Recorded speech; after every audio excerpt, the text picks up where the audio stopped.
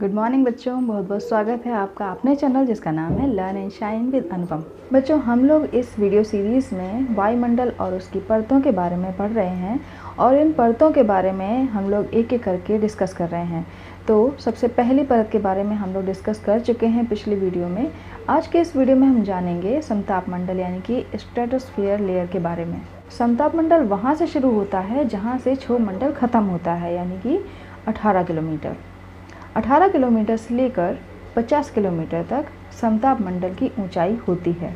Stratosphere का next point है कि इसकी मोटाई क्षोभमंडल की तरह ध्रुवों पर और विषुवत रेखा पर अलग अलग होती है।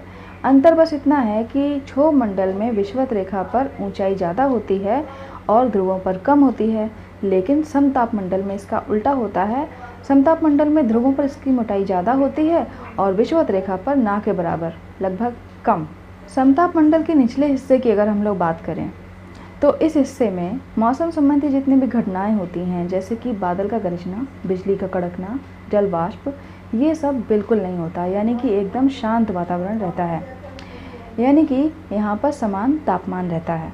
मौसम संबंधी घटनाएं सिर्फ क्षोभमंडल तक ही होती हैं। क्योंकि इस मंडल में मौसम संबंधी घटनाएं नहीं होती हैं, इसीलिए इस मंडल को एरोप्लेन या जेट प्लेन उड़ाने के लिए आइडियल लेयर माना गया है। यानी कि सबसे उत्तम मंडल अगर कहा जाए कौन सा है प्लेन उड़ाने के लिए, तो सबसे आइडियल लेयर यही मानी गई है। समतापमंडल के ऊपरी हिस्से की अगर हम लोग बात करें तो इसमें हम देखते हैं कि हर 1 किलोमीटर की ऊंचाई पर इसके टेम्परेचर में 5 डिग्री सेल्सियस की वृद्धि होती है, बढ़ोतरी होती है।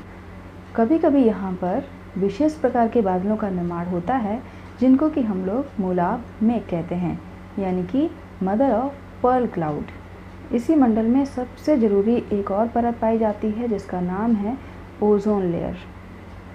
ओजोन लेयर कितनी आवश्यक है ये आपको इस बात से पता चलेगा कि ओजोन लेयर सूरज की पराबैंगनी किरणों को एब्जॉर्ब कर लेती है और उसे हम लोगों तक यानी कि पृथ्वी तक नहीं आने देती।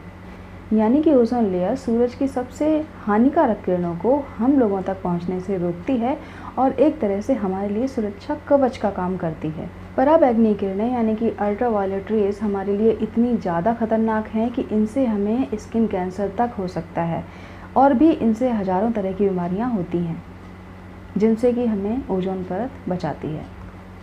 ओजोन परत हमारे लिए कितनी इम्पॉर्टेंट है ये तो आप समझ गए, लेकिन हमारे ऐशो आराम ने, हमारे विकास ने इसके लिए बहुत बड़ा खतरा पैदा कर दिया है। क्योंकि जैसे जैसे हम लोग विकास करते जा रहे हैं वैसे वैसे हम ओजोन लेयर को नुकसान भी पहुंचाते जा रहे हैं। इसीलिए ये कहीं कहीं पर पतली हो गई है और इसमें छेद हो गया है।